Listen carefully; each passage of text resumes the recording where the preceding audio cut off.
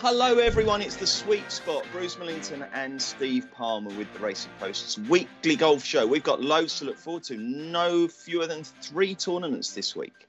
All around the world. We're in America, we're in Kenya, and we're in Puerto Rico. We will get stuck into Steve's tips shortly. But before, as always on the show, we'll recap what happened last week. Just the one tournament, and an Austrian won a PGA Tour event for the first time, Sepp Straka. That was a bit of a shock. 140 to 1 you could have backed him out. Most punters thought Straka couldn't, but in the end, Straka Khan. Did you get that, Steve? I'm sorry. Shaka Khan. Yeah, Shaka that's it. Khan. Yeah. I do get that. I worked on that for ages. Thanks, mate. Sorry, I wasn't sure whether you'd finished or not. I was giving you more chance to have your little fun. No, it's your go now. Are you? Well? It's my go now. I'm all right. It's going to be a long show if we kept it over. Yeah, that's it. Yeah, Roger, over. No, I'm all right. I don't think last week went wonderfully. I'm perked up by your little melody there, but I just think life's cyclical. I think I got a bit too high last week. It was a series of disappointments. The football didn't go well. Home draw, away defeat from a football team. Family health did not go well. Daughter got COVID start of the week. Domino effect. Son got it. I got it. Wife's the only one that's managing to resist so far, amazingly. And then obviously the golf didn't help. Very poor start to the tournament for us. We scraped a bit of place money from Alexander Noren, finishing 5th. All would have been well, actually. I don't want to be too downbeat. All would have been well. Well, we'll be downbeat, but all would have been well if Shane Lowry had won. Because we put Shane Lowry up at 25 to 1 on GolfWise Extra, didn't we? At the halfway stage of that tournament. I got a lovely bet on him up to 32 on the exchanges at the halfway stage. So I was really pleased on Sunday night. Despite not feeling very well, I was thinking this is going to end nicely with Shane Lowry winning. He looked for all the world the likely victor. And then, as you say, your man Straka just pipped him at the post with an incredible finish, didn't he? He certainly did. I mean, most importantly, how is everyone? Have you got it bad, or is it fairly minor in the grand scheme of things, the COVID? Oh, it's the kids are so resilient, aren't they? It doesn't really. The kids seem to. Grace is loving it. She says it gives her extra energy or something. She's off school. She's enjoying the freedom of that. We're all locked away. So that yesterday's weather was a nightmare. It's raining all day, but I mean, for me, just I think Saturday night I peaked. I misjudged Saturday night. I went a very strange colour on Saturday night. So I looked in the mirror just before I went to bed. And I was like a fat beetroot, and my head was like a fat beetroot. And I stupidly put it down to the lager I'd been drinking that night. I thought because I was drinking a lager I don't normally drink, sort of low quality lager. I thought I was having a bad reaction to that. And at that point, I wasn't positive. And then the next morning, I tested positive. I realised why I looked like that. But I've recovered. I had a couple of days feeling rough. I feel good now. I feel good. Good. What lager was it? Skoll or something? It was Perlenbacher Pilsner. It's not my usual. It was a sort of emergency supply from Lidl, Perlenbacher Pils, and it didn't agree with me. I prefer the premium quality of Heineken. I mean, before we move on, Steve, we should really touch upon other people who are feeling fairly green around the gills, whatever that means, and that's people who backed Daniel Berger at the outset. Because I mean, he serenely cruised into what looked like a potentially unassailable lead, and then an awful start on Sunday, and that put pay to his chances, didn't it? I mean, I think he was about 1-8 before he teed off on the final round. I hope lots of people were reading GolfWise Extra on racingpost.com on Saturday. Well, tell us about Sunday, GolfWise Extra, Steve. Can you do a little advert for it? What is it? Where do you consume it? And when does it appear? I think we should give a good advert for it because it provided a very good service to people last week. They wouldn't have been green around the gills if they'd been laying Daniel Berger. So we were very negative about Daniel Berger because he went miles ahead. Yeah, it's a similar tournament to Wackham Neiman the previous week, but with a different end result. But you can get GolfWise Extra on Saturday mornings and Sunday mornings, which is a roundup of how the tournament on the PGA Tour. Where do I get it from? The shops? Racingpost.com. Sports section. You can't miss it from there. And I've never liked Daniel Berger. You always call me being a bit of a swing snob, don't you? But Daniel Berger, you could take Daniel Berger down your local municipal, and no one would bat an eyelid. They'd just go, hurry up, mate. Just a rubbish swing. They certainly say hurry up. We'll come to that, but go on. I mean, he's got technical imperfection in his swing. And I always think if you've got such technical imperfection in your swing, you always due a howler, a mishit shot here and there. And he was grinding well and managing his game well for the first 3 days. And even on Sunday with two bits of luck. You know, he's holed from the bunker, then he's chipped in. Still not enough to hang on with a 5-shot lead. So I'm not a fan of Berger, and I won't be backing him for a long time, because that was his home event. You know, if he is going to win, that was the one, really. Well, let's talk about the putting. I mean, this thing where he keeps bending over and sort of relining his ball up and just messing around. It was the most tedious thing I've ever watched. It was ridiculous, wasn't it?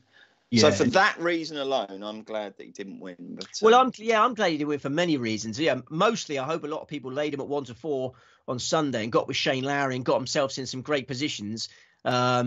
B, because he seems a bit of a cocky lad, doesn't he? I don't really like him. You know, to cut the long story short, you know, he seemed very, like, in the interviews, he just seems to try and get him out of the way really quickly. You know, I don't rate him. I don't rate him as a player. I think he feeds off his associations with these other players. Like, he's good mates with a lot of really good players, and he's been bracketed as this, you know, a member of the elite. I don't think he'll stay a member of the elite for much longer. We'll see. But anyway, as Steve was saying, Golf Eyes Extra on the Racing Post website. It's basically Steve gives an update after every round and a really complete guide to what's coming up that day. So keep checking that out. And he puts some in-play tips as well in. So well worth checking out. Anything else catch your eye from last week, or should we move ahead? We've got a busy week, haven't we? I think we need to spend longer talking about Shane Lowry, who said he played some of the best golf of his career last week. Yeah, I don't think you can quibble with that. PGA National, ridiculously difficult golf course. He's closed with 3 rounds of 67. He didn't make a bogey on Sunday.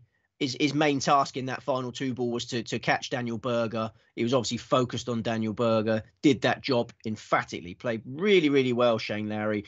And then Straka went bananas over those closing holes. And poor old Shane Lowry, when the heavens opened on the 18th tee, making that par 5 much more difficult for Shane Lowry, much longer. And then he pulled his tee shot into the rough, had to lay up. And then he seemed to rush his wedge shot. Were you watching it at that stage, or did you give up already? Yeah. I mean, did you notice how he rushed? I watched. Yeah, he came out from under the umbrella, and I think he was worried about getting a wet club face, because with wedge shots you want to, your spin's crucial, and I think he rushed that wedge shot because he was so keen on keeping the club dry. He just came out for the umbrella, boshed it, and pulled it left. Really heartbreaking finish for Shane Lowry, but I think you've got to keep him in mind for future events. It was really impressive stuff. Okay, right, let's move on then. The Florida swing continues with the Arnold Palmer Invitational. Let's have a quick look at the market. It's a good tournament this week. Big Johnny Rahm favourite at 17-2. Rory 12-1. Victor Hovland 16-1. Scotty Scheffler 16-1. Matsuyama 25. Zalatoris 28. Im and Fitzpatrick 30. 35-1, and bigger the rest. So a decent tournament, Steve. Whereabouts are we in Florida? We're in Orlando, Florida. One of the nicest places in the world, in my humble opinion. 7,000. Yeah. Been to the Disney World. Yeah. I've got a huge liking for Orlando. I want to go back there as soon as I possibly can. Maybe when we back the winner of all 3 tournaments this week, we can all go there on a big jolly Disney trip. Nice. We have got to tackle a 7,466-yard golf course. It's a par 72, 4 par 5s. It's been host since 1979. What's it called, the course? Bay Hill Club and Lodge. Okay. But old Uncle Arnie, as you disgracefully called him Albert there, old Uncle Arnie, God rest his soul, he used to tinker so much with his track. You know, it's rarely the same from one year to the next. So it's not just a case of looking at the course form and then going, buddy. You've got to really analyse how it was set up for each of those years. I think punters should disregard pre-2010 form. There was a big redesign before 2010. 2015 to 2018, Arnie let it be really easy. He wanted to see some birdies in his latter years. Easy setups for those ones. But then from 2019 onwards, it's been tougher. We've got a breeze forecast this week, Friday afternoon, Saturday afternoon, Sunday afternoon. I think it will play quite difficult, actually. I think similar scoring to what we had at the Honda Classic last week. Oh, does that mean a draw bias? Do you want to be off on Thursday afternoon? I'm afraid it does look like we might get one. You want to be off on Thursday afternoon, and sneak 36 holes in without any wind. Have they done the pairings yet? No. Keep your wits about you when the tee times are up. If you can get a late start Thursday, I think you're in better shape. Okay, while we are on the subject of Arnold Palmer, in the same way that I approached the Pebble Beach Pram with a feeling of dread, with clips of Bill Murray arsing around on the greens. I kind of have this similar feeling of dread for this one because Nick Doherty, who I like massively, I think he's a brilliant commentator. I think he seems like a really good bloke. I like everything about him. But for one little thing, he insists on calling Arnold Palmer Mr. Palmer and Jack Nicklaus Mr. Nicklaus. I can't have that at all. I know people go, oh, it's a nice show of respect to the legend of the game. Okay, it's just nonsense. I can't have that. So hopefully sellers of Mr. Palmer, total Mr. Palmers from Nick Doherty will be in play this week. But I obviously love that. I love it. Do you? Yeah, obviously I love Mr. Palmer because I want Mr. Palmer to get the utmost respect. My great uncle, and Nick Doherty, I can confirm is a good egg because I tested him out on the good egg radar at one of the opens. I think maybe the last open I went to, and he came to talk to someone who was near me, and he was right there. And I said, "Oh, Nick, he obviously had no idea who I was." I said, "How's it going? Is it better being a pundit than a player?" And some random bloke comes up to you and starts annoying you, and you. Basically going through your day, he expects short shrift, but he happily chatted to me about the differences and the different challenges and that. And I can very much believe that. Yeah, I think he is. I think he is a nice chap. So not like his Sky commentator who legendarily pushed in front of us at the foreign exchange place at Heathrow that time. Never to be forgiven. That grave's going to be raked up every opportunity. Absolutely, it's a good egg. So yeah, Mr. Palmer, we love Mr. Palmer, we love Mr. Doherty. And we love Mr. Scheffler, if I can just segue us on nicely. You certainly can, but first we better get the total number of tips this week. We got 5 for this one. We got 5. Okay. Yeah, I'll lay it all on the table now. We got 5 for this one, 5 for the DP World Tour event, and then 3 for the Puerto Rico Open at the end. 5-5-3 formation, is it? It is. Okay. Right then, well, you've given it away. Tell us why you like Scotty Scheffler so much. Scotty Scheffler, the world number 6. Such a consistent player now. He followed up that Phoenix Open glory with 7th place in the Genesis Invitational. He's a Ryder Cup winner. He's fully established as a member of the elite now. And Bay Hill, as discussed, should be a stiff ball striking test this week. He's made for stiff ball striking test. He finished 15th in his only previous start at Bay Hill. That was in his rookie season when we couldn't expect much. He's not played that many Florida events. He's still a relative PGA Tour newcomer, but he was 5th in the WGC at the concession last year. And that forecast for win Friday, Saturday, Sunday is encouraging for Scheffler fans. He was born in New Jersey, but he's been a Texan for 90% of his life. He plays well in a breeze. I think the chef serves up another tasty dish for his customers this week. Why, is it windy in Texas? Yes, very much so, yeah. Is it? Always, I didn't know that. Yeah, always windy in Texas. What are you basing that on? Fact. Right. I won't argue. Who's the second best? Next best is Mark Leishman. I love saying his name. Mark Leishman. 35-1. Former Bay Hill champion. He won it in 2017. That's not the only time he has been on a Bay Hill leaderboard. He loves it there. He was 3rd in 2011 when he was still a PGA Tour maiden. He was 7th in 2018. He was runner-up in 2020, beaten by just a shot. And this season, there's been that sense that another victory's coming for Leishman. He was 4th in the Fortinet Championship in September. He was 3rd in the Shriners in October. He was 3rd in the QBE shootout with Jason Day in December. This year, 4 solid efforts. Last time out, 15th in the Genesis. Loves playing in the wind. There's, what is not to like about Mark Leishman this week?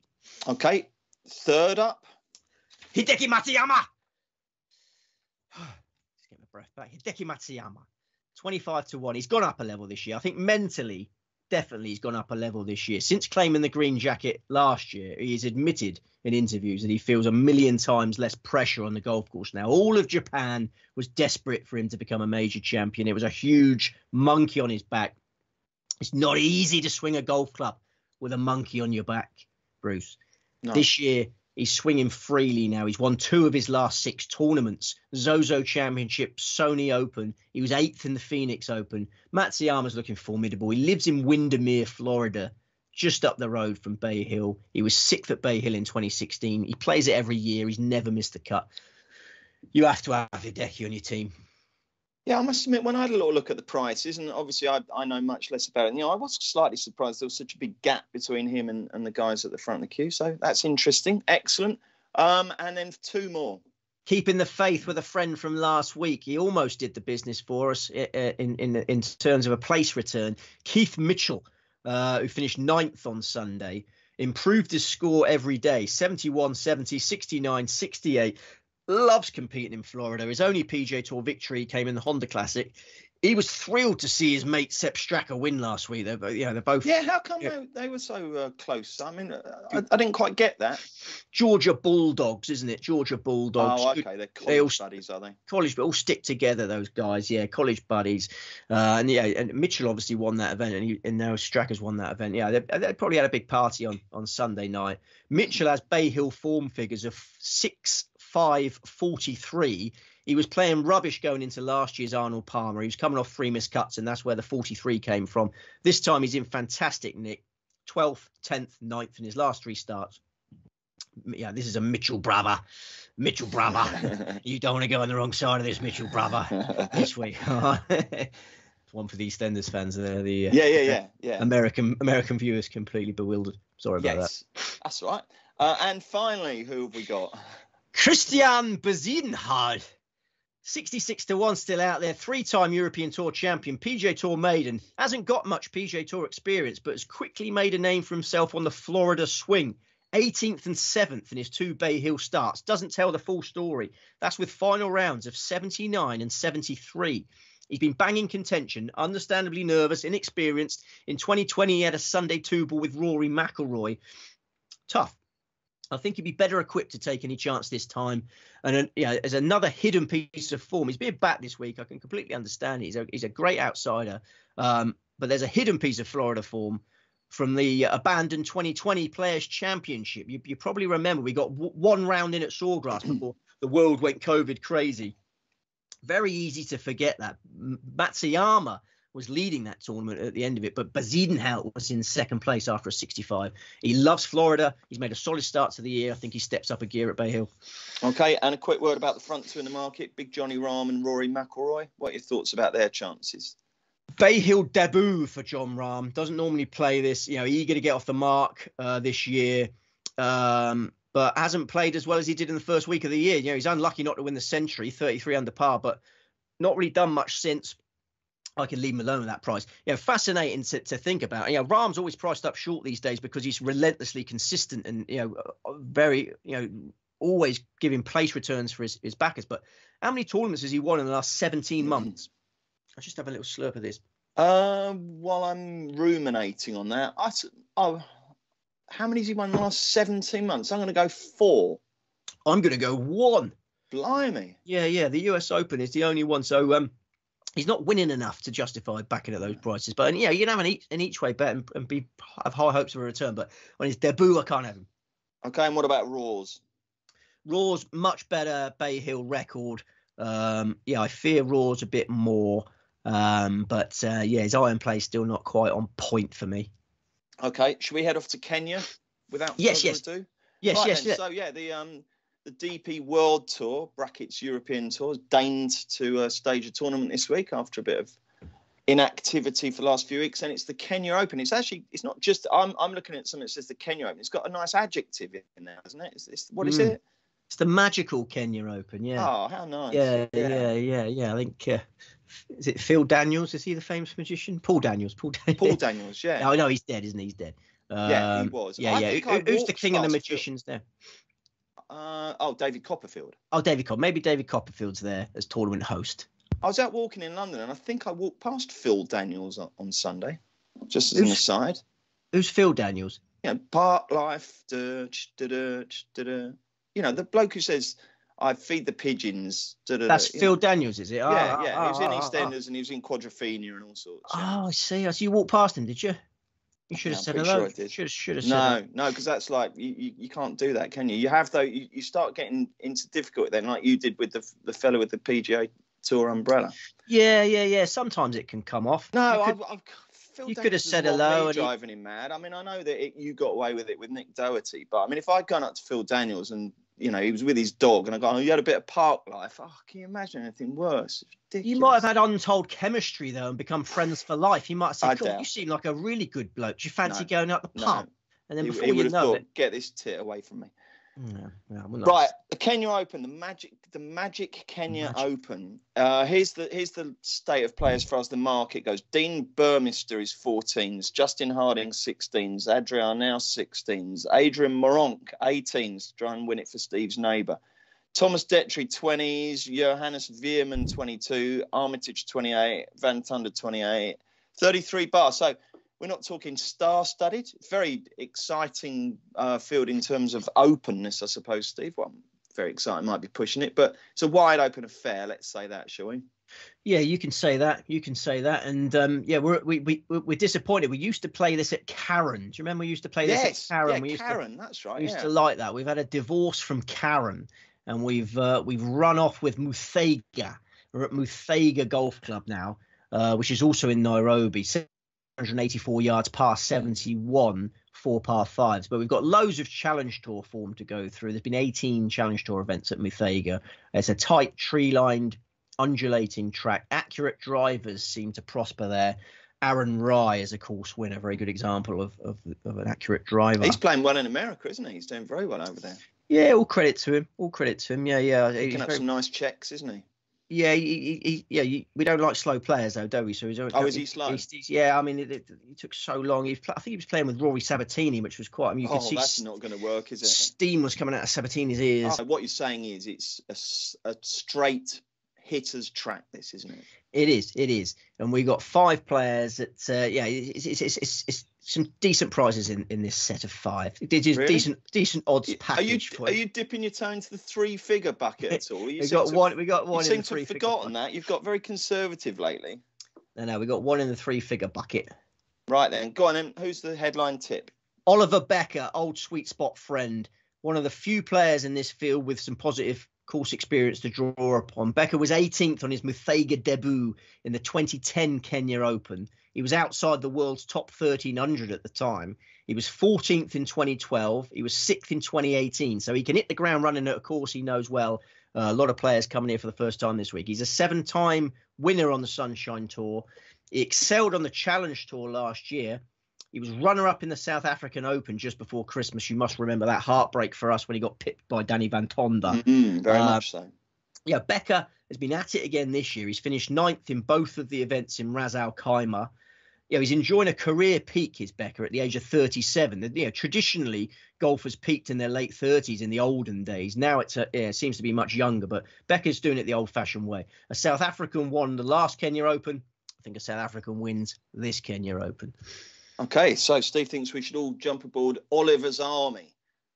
He's the main selection. Who's the main danger in your eyes? Shubhankar Sharma, 2-time European Tour. Shubhankar Sharma. Shubhankar space Sharma. Yep. Did us a turn once in the Maybank Championship, you might remember. 2-time European Tour champion. The first of them came in Africa, 2018 Joburg Open. Big things have been expected of Sharma. He's India's great hope, still only 25. And the Abu Dhabi Championship in January provided such a lift for Sharma and his fans. He tied for second place behind Thomas Pieters. You must remember that. So how can I? It was just like a little time ago when Thomas Pieters won. Your favourite player won the tournament. We were on Rafa Cabrera-Bello.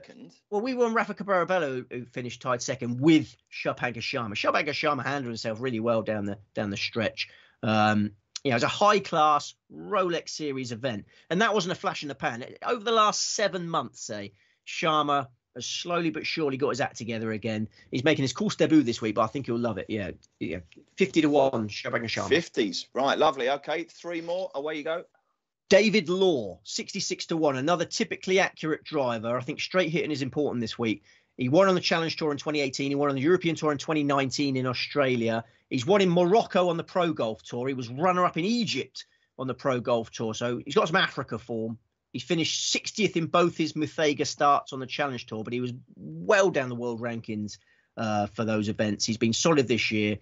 Much more established player now. 7th and 25th in the Ras Al Khaimah events in his last 2 starts.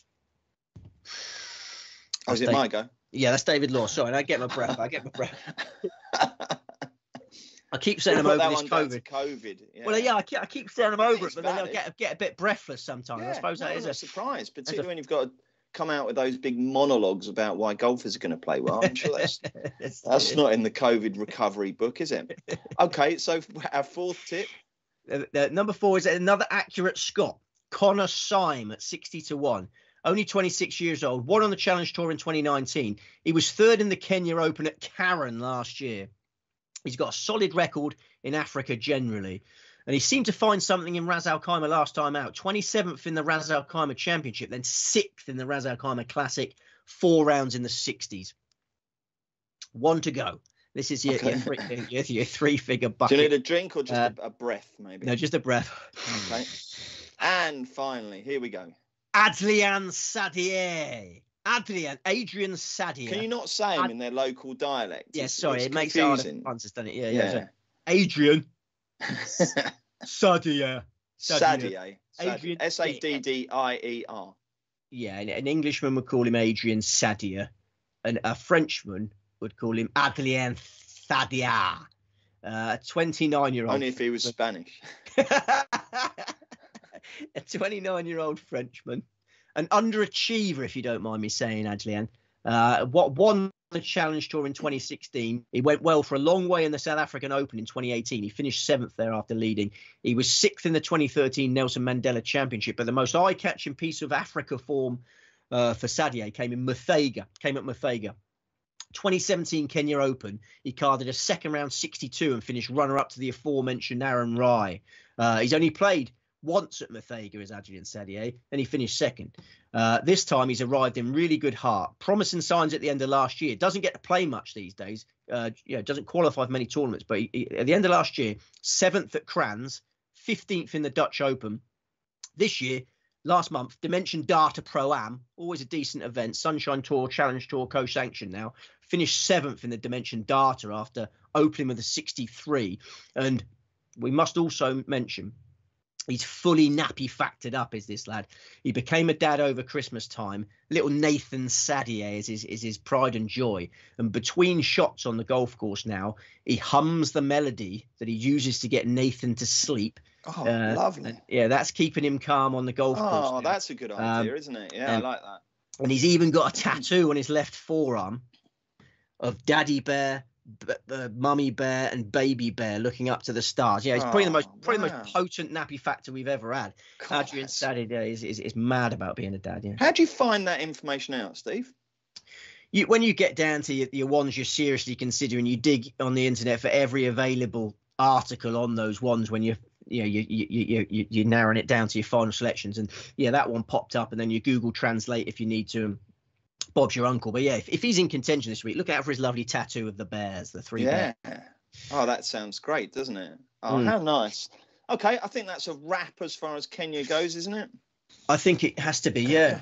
Right, let's move on now to Puerto Rico, where we've got a second PGA Tour event. It's a full PGA Tour event, I think, Steve, isn't it? Puerto Rico Open. Very much so, John. 120 runners in this one and the Arnold Palmer, I believe. Oh, blimey. Okay, well, this is 20-1 the field, and Matthias Schwab is the fav at 20s. John Ha is 22, along with Joseph Bramlett and Mark Hubbard. Victor Perez, 25, Cabrera Bello, 28, 33 bar. All sorts of people who don't normally get a game are out, aren't they? John Rolly, Rollins, Bovan, Pelt, DA Points, loads of guys from sort of, yesteryear. They're all vying to see if they can roll back the years. Who else is in there? Carlos Franco. Yeah, Carlos Franco, Carlos Petterson, Rickard S. Johnson, Heath Slocum, Jason Bone. Blimey, it's a who's who of. It's like being back in 1998, isn't it? Tell us all about the course, Steve. It's Grand Reserve Golf Club, Rio Grande, Puerto Rico. How do you like to say? You always dig me out for how I say it. Puerto Rico. It's hosted since 2008.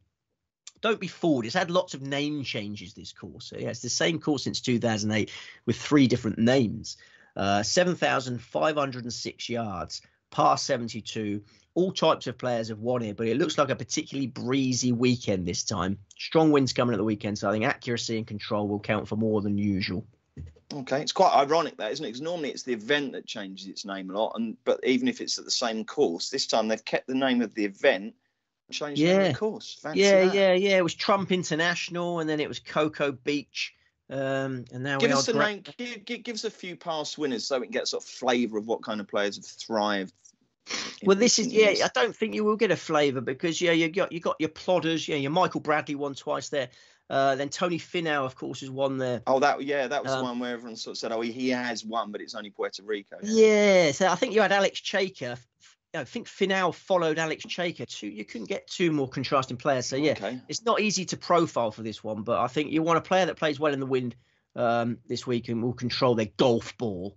All right, mate. Lovely. And you've only got 3 selections, I believe, don't you? Didn't you say at the start? Yeah, and the market is fresh. At 9:55 a.m. I had a quick look. We record this at 10 a.m. The market was still being thrashed together. 4 firms out. You might get better prices than this once the full market is out there. Do you want my number 1 selection? Very much so.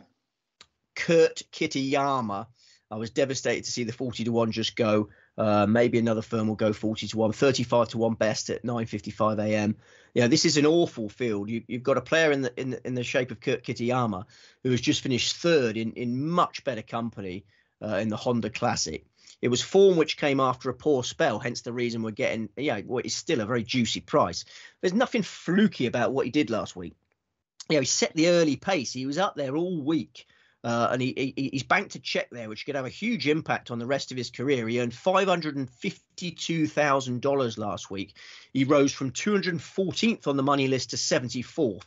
Suddenly, that PGA Tour card in his pocket is feeling secure again. I think it is such a massive boost for him. He's desperate to establish himself on his home circuit. He's got 2 wins on the European Tour, but he'd like to think he's done with the European Tour now. He's a Californian with a PGA Tour card. He wants to stay that way. I see him building on the Honda. He's had 1 spin at Puerto Rico before. He finished 17th in 2017. He's ranked outside the world's top 1,000 for that one. I think the course suits. He's world number 172 now. And that windy forecast, no worries for him. His 2 European Tour wins came in Mauritius and Oman. He's got a decent record in the wind. Righty-ho, Kitayama's the headliner. Main danger?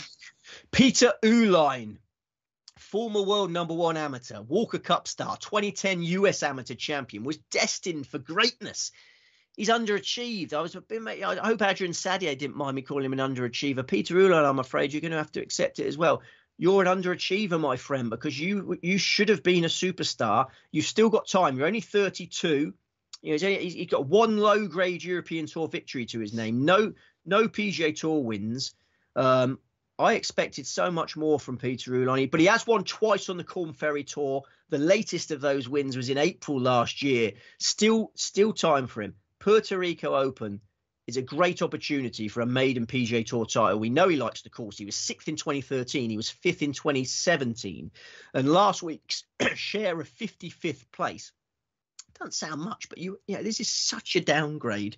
He closed with a 68 on Sunday in the Honda. Only 8 players in the Honda field outscored Uihlein on Sunday. Okay, we've got Kitayama, we've got Uihlein, and finally we've got 80-1 Brandon Wu, who is having a nightmare start to his PGA Tour career. No getting around that fact. He's made only 1 cut, but he must have taken some encouragement from what happened last Friday at PGA National. He closed with a pair of birdies for a round of 66. Only 7 players outscored him in round 2 of the Honda Classic. He missed the cut by a shot, but he showed how well he can play at a tough PGA Tour venue. If he's clicked, if he's found something in his game, the timing could be perfect for Brandon Wu because Grand Reserve is a fantastic fit for him. He's played in 1 previous Puerto Rico Open. He led at the halfway stage and he finished 7th. I gave up on Sepp Straka too early. I used to back Sepp Straka a lot. Gave up on him at the age of 28. I'm not giving up on Brandon Wu too early, Okay. I'll say the name of the event hasn't changed, but it's changed about 4 times coming from your pronunciation of it so far. But anyway, that doesn't matter. As long as the golfers perform well, that's all the audience cares about, I'm sure. Should we reiterate? I think we should, because we've got 13 tips this week. 13 tips. You're doing very well, Steve. I can see you're struggling, a little bit out of breath, but hang on in there. We're nearly done. Thanks, mate. No, I'm not going to let a bit of COVID throw me off kilter. Arnold Palmer Invitational. Scotty Scheffler, Mark Leishman, Dekey Matsuyama, Keith Mitchell, and Christian Bezuidenhout. What's the shaking? Don't shake your head. Just say them. Don't shake your head, Rob. I'm going to have to start again now because some people just cut to this, don't they? And then, shall I start again? No, that's right. Those are the 5. And then we've got 5 for the Kenya Open, who are? The magical Kenya Open. Don't forget, Copperfield's on the tee, announcing each player on. Oliver Becker, Shubhankar Sharma, David Law, Connor Syme, Adrian Sadier. And the Puerto Rico Open. Kurt Kitayama, Peter Uihlein, Brandon Wu. Brilliant. Okay, Steve, well done. Excellent effort. Let us know who you fancy. By the way, Steve and I both very much, I'm sure, we're keen to express our gratitude to everyone for all your lovely comments at the bottom of the video and all your thumbs up. It means a lot. We always go through them. And if you nail a big prize winner this week, we'll definitely give you a shout out next week. So let us know who you fancy. Thank you very much indeed, as always, for all your weekly contributions. So, Steve, what's the next few days hold? Just getting COVID out of the system? Has it disrupted anything special? No. Just ticking off the people going negative now. So hopefully Grace was the first one. Hopefully she'll go negative very soon. And then Tommy will go negative, then I'll go negative. And then hopefully the wife can continue this miracle of not having it. I mean, obviously, if the wife goes down with it, then, problems. But get everyone healthy.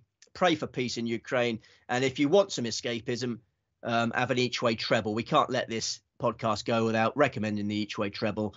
Becker, Scheffler, Kitayama. Have you worked out what that pays? It was just before they cut Kitayama, it was 31,938 to 1. So I haven't, if you can get 40 to 1 Kitayama, 16 to 1 Scheffler and 40s Becker, it's around 30,000 to 1. Blimey. So 50p each way on that if they all caught you in 15 grand plus the places, you'd be fat end of 20 grand, wouldn't you? That'd be nice, wouldn't it? There's your escapism. Lovely. Brilliant stuff. Okay, Steve. Well done. I hope you and the fam all feel better soon, my friend. And we're back next week for a special week in the golf calendar, isn't it? Players' Championship and the My Golf Life Open, a brand new event in South Africa. But I assume, God, I've got to turn to Colin Montgomery there. I assume you're talking about the Players' Championship rather than the I My am Golf really. Life. I've never heard Colin Montgomery go. I used to love his interviews. Yeah. Well, yes, do you? Well, yes, do you? We're having a go. Yeah. So keep working on that one, man. Okay, well, listen, all the best, Steve. Hope the tips go well. As we always say on the show, bet responsibly, and we would love you to join us next Tuesday for another sweet spot.